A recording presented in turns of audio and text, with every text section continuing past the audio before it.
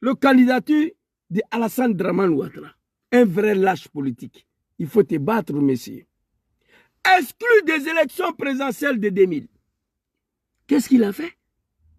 Il rentre chez lui sans s'asseoir, boire ses bandits là et appeler ses partisans de descendre dans la rue. Une élection pour laquelle tu n'es pas participé. Tu as quel problème à dire à tes militants de descendre dans la rue? C'était un coup d'État contre papa Laurent Gbagbo. Je vous le dis, j'étais dedans. D'ailleurs, c'était la première fois que moi, Zouzou le Gangaba, j'ai eu à savoir la gaz et lacrymogène est composé de quoi? C'était la première fois. J'ai entendu parler de gaz et lacrymogène, mais je ne savais pas ce qui était à l'intérieur. C'était la première fois que je suis que la gaz et lacrymogène est composé de piments. C'était la première fois. Une élection pour laquelle tu n'as pas été candidat. Un vrai lâche politique. Tu as quel problème à appeler à tes militants de descendre dans la rue? Vous allez voir le vrai lâche. Il est assis chez lui en train de raconter sa vie. Il faut te lever, il faut te battre. Ici. Tourne, tourne, tourne. Voilà ça ici. Ce que l'on redoutait est arrivé. À peine Laurent Gbagbo élu, Alassane Ouattara, l'exclu de la présidentielle, lançait ses supporters dans la rue. C'est pas des bêtises ça. À peine Laurent Gbagbo élu, Alassane Dramane Ouattara, exclu de la présidence, appelle ces moutons-là, dont je faisais partie hier, à descendre dans la rue. Mais pour faire quoi? Mon papa m'a dit à l'époque, père à son nom, il dit, hey, ils ont écarté la candidature de vos champions ici. Pourquoi vous n'êtes pas sorti? Vous avez peur. Vous avez eu peur de Guéhi. Gbagbo a été élu, il était investi par mon papa là. Jusqu'à sa mort, il n'a pas voulu attendre de Dramane. Il est né PDCI, il est mort PDCI. Il dit, il ne veut rien savoir de ces bouquins là. Les Djoula venaient chez nous à la maison. Ah, le vieux, il faut changer. Bla. Il dit, non, non, non. Votre gars là, c'est un Burkinabé. Il est mort PDCI. Vous comprenez? Il m'a dit, fils, ne sortez pas. Tu vas aller te faire tuer gratuitement. Guéhi a écarté le candidature de vos champions ici. Pourquoi vous n'êtes pas sorti? Vous avez eu peur de Guéhi. On attendait la nuit. Moi, je suis resté devant le télé jusqu'à minuit. On attendait que Dramane lance l'appel de descendre dans la rue. Un vrai lâche politique, il n'a pas fait. Gbagbo qui a été élu, il appelle ses partisans de descendre dans la rue. C'était pour aller faire quoi? Un coup d'État. Regardez, vous allez le voir ici. Peuple du Naï Savari, il y a plus de 7 ans, je m'adresse. Hey, cher, hey, wallahi billahi.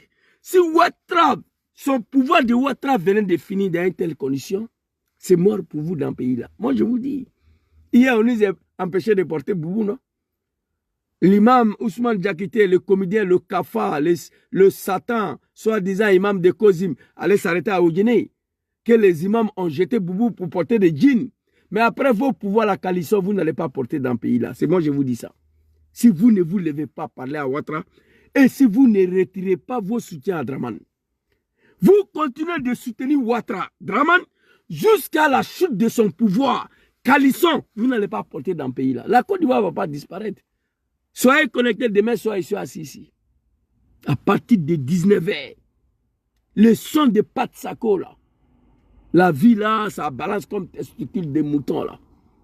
J'ai vu des animaux de Dramane. Et puis, je vous ai promis sur ma page TikTok, dans la semaine prochaine ne va pas finir si vous n'allez pas voir un petit mouton de Dramane, un animal là, qui va se faire sortir un son bizarre, soit disant réponse à Pat Sako, réponse à Espoir 2000. Vous ne devez pas écouter ça.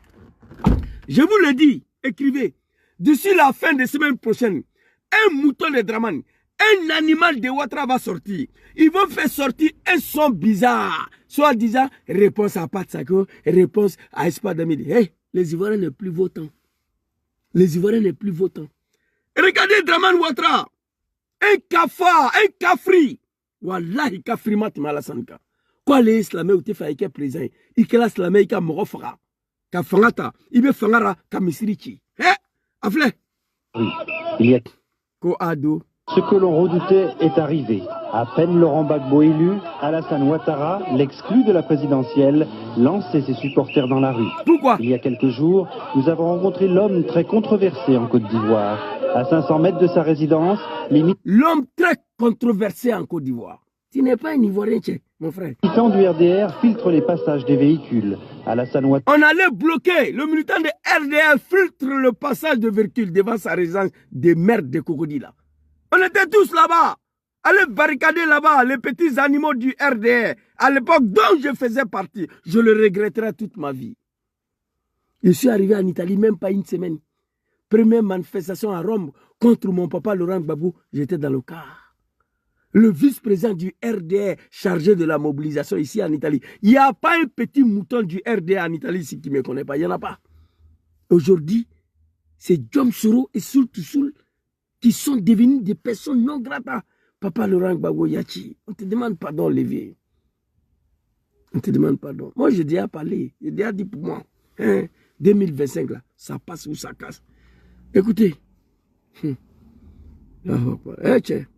Ah non. Dans sa somptueuse villa de Cocody, pour lui, les jeux étaient presque faits. Je suis très pessimiste parce que c'est un pays divisé. C'est un pays qui... Quand on te voit ici, là, on sait que tu es un bouki. Quand on te voit ici, les yeux tordus, bouche tordue, on sait que tu es un bouki. Quand on te voit ici, je suis trop pessimiste, les jeux... Lève-toi, il faut te battre. Tu ne connais pas la politique, monsieur. Quand je vous dis que Draman n'est rien, voilà ça. On écarte ta candidature, tu t'assois dans ton village de Cocody pour planifier. Non. Quand je vous dis que Draman n'est rien, je sais de quoi je parle. En 2000, sa candidature a été écartée ici comme un poulet. Impossible de descendre dans la rue contre le général Gueye. Impossible. Gbagbo Laurent, qui est ton ami là, une fois élu, il appelle ses partisans à aller tuer les enfants des gens. Il connaît que ça, le sang des êtres humains. Il est assis ici, dans son... non, mais putain. Enfin, le jeu est fait. Non, non, lève-toi, batte-toi. Faut te battre. Tu devrais te battre contre le général Gueye pour qu'on mette ton nom sur la liste. Dans sa somptueuse villa de Cocody, pour lui, les jeux étaient presque... Il n'a pas été capable de se battre contre le général Gueye pour que Gueye mette son nom sur la liste électorale. Il allait prendre des armes contre Gbagbo Laurent pour obliger Gbagbo à mettre son nom sur la liste. Nous avons contribué à ça. Mais on n'est pas à l'origine de création de cette rébellion de merde-là. On demande pardon aux Ivoiriens et au président Laurent Gbagbo. Il devait se battre pour que Gueye mette son nom sur la liste. Un vrai lâche politique qui n'a pas été capable, qui a fui. Il a fallu l'arrivée de Djom Soro et ses camarades. Qui a fui. Tu viens t'apprendre à Gbagbo. Ce n'est pas Gbagbo qui t'a écarté, hein, c'est Gueye. À l'origine, c'est Gueye. Même Bédié ne t'a pas écarté. Bédié a dit en 1995 que tu n'es pas candidat, tu as fui. Il fallait rester pour te battre. Bédié n'a pas écarté ta candidature. Gbagbo n'a pas écarté ta candidature. C'est Gueye qui a écarté. Donc tu devais te battre. Si tu devais créer une rébellion même là, c'était contre Gueye. C'était pas contre Gbagbo. Un vrai lâche politique. Oh my God, putain. Hé non. Tu as encore dit en tant que la monnaie quoi. Nous devons derrière aiguiller. Nous sommes battus pour ces messieurs-là. Aujourd'hui, regardez, surtout tous les jours, tribunal à la maison, tribunal à la maison. On a assis, on regarde. Oh my God, putain. Dans sa somptueuse villa de Cocody, pour lui, les jeux étaient presque faits. Je suis très pessimiste parce que c'est un pays divisé. Je suis très pessimiste parce que c'était un pays divisé. Le pays n'est pas divisé. C'est toi qui as divisé.